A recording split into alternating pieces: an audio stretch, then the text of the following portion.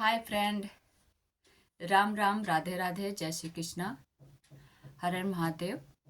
गौरी पुत्र गणेश की जय हो, लड्डू गोपाल की जय हो। तो मैं हूँ नीरू लल्ला। मेरा नाम है निर्मला यादव।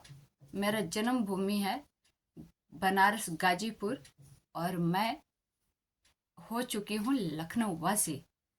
तो 2008 से मैं लखनऊ वासी हो चुकी हूँ।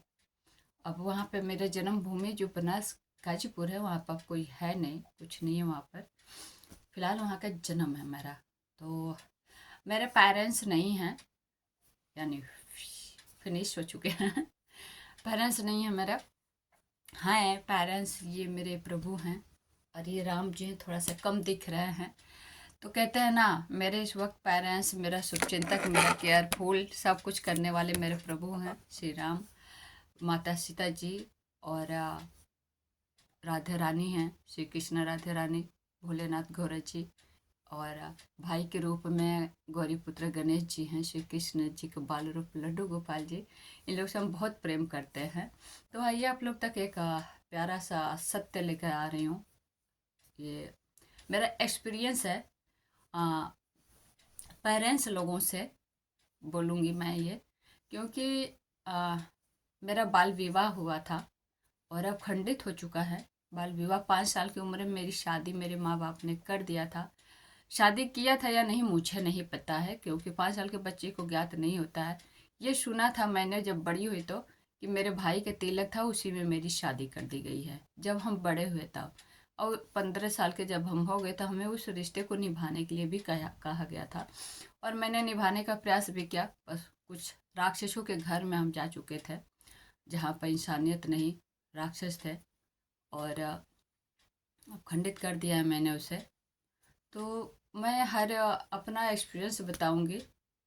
ऐसा नहीं कि मैंने गलत किया और शादी को खंडित करके, बहुत अच्छा किया है। ऐसा अगर किसी की लाइफ में होता तो मैं कहूँगी वो भी खंडित करते।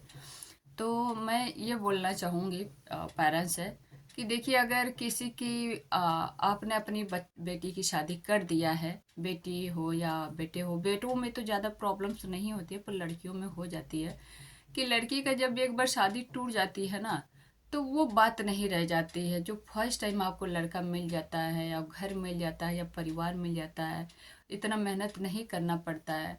आपका टूटने के बाद तो फिर हर क्वेश्चन किया करता है इंसान, कितना भी आप पैसे वाले हो, पैसा दे के आप सोचते हैं कि ये शादी खराब हो गई, दामाद बहुत नालायक है, परिवार अच्छा नहीं है, परिवार हमारी बेटी को सुनाता रहता है, ऐसा वैसा करता रहता है। तो अगर वो सोच के अगर कोई रिश्ता तोड़ता है, तो आगे चल के उससे भी बुरा आ जाएगा, क्योंकि अभी आपकी बेटी में कोई दाग नहीं है, तब लोग इतना सुना रहे हैं। क्यों सुना रहे हैं? कि इसकी माँ ने बिगाड़ दिया, इसके बाप ने बिगाड़ दिया, कोई संस्कार नहीं दिया, ऐसा सुनने को मिलता है एक लड़की को। पर जब शादी टूट जाती है तो शादी के बाद एक और मिल जाता है यार। दो, एक तो होता है कि माँ बाप ने इसको संस्कार नहीं दिया, कुछ सीख नहीं है। अब दूसरा क्या, उस पर आ जाता है छूटी हुई लड़की पर, डाइवोर्सी लड़की पे, कि इसीलिए इसका घर पहला ससुराल वालों ने छोड़ दिया होगा, तोड़ दिया होगा रिश्ता, यही ऐसे ही मुंह चलाती होगी। यानी कई तरीके के ताने वगैरह हो जाते हैं। जो लड़की घुट घुट के भी अंदर पहले स्थान पर तो बोल सकती है, लड़ लेती है, पर जहाँ दूसरे पे जाएगी ना, वहाँ पर लड़ नहीं पाएगी, वो और कमज़ोर हो जाती है। तो मैं यही कहती हूँ कोशिश कि हर माँ बाप कोशिश करें कि रिश्ता टूटे ना। कुछ ऐसा कोशिश प्रयास किया जाए कि उस रिश्ते को बनाए रखा जाए।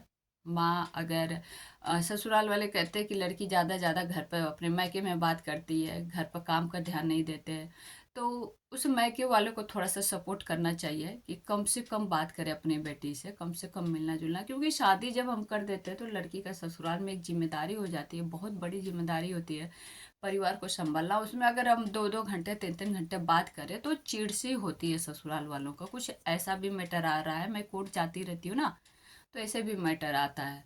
तो उस पर थोड़ा सा मायके वाले भी सपोर्ट करें, और उस पर थोड़ा सा इग्नोर अरे उसको कम करें लड़की के तरफ से, क्योंकि आपने शादी कर दिया है।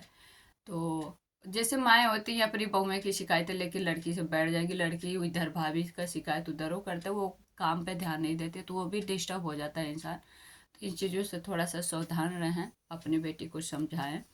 और हाँ, मैं एक चीज़ और कहूँगी कि ये मेरा एक्सपीरियंस है, मैंने तोड़ा है शादी तो अ, पछतावा नहीं है, मुझे तो खुशी है कि कमीना का गंदे इंसान को मैंने छोड़ा।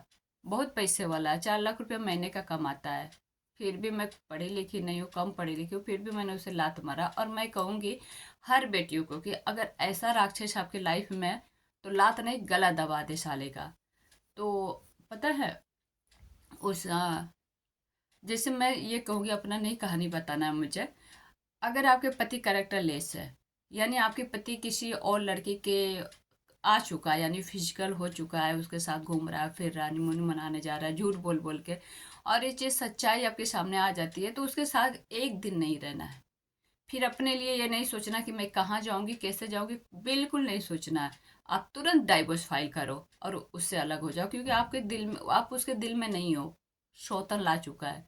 यही चीज़ पतियों के लिए भी लागू है कि आपकी भी पत्नी अगर कैरेक्टर लेस है, तो ये मत देखो कि वो आपके बच्चे की माँ है या आपके घर की बहू है, उसे निकाल दो। साफ साफ कह दो वहीं जाओ, जिसके पास तू सो रही है मेरे होते हुए या सो रहा है, तो चले जा। मैंने भी यही किया है।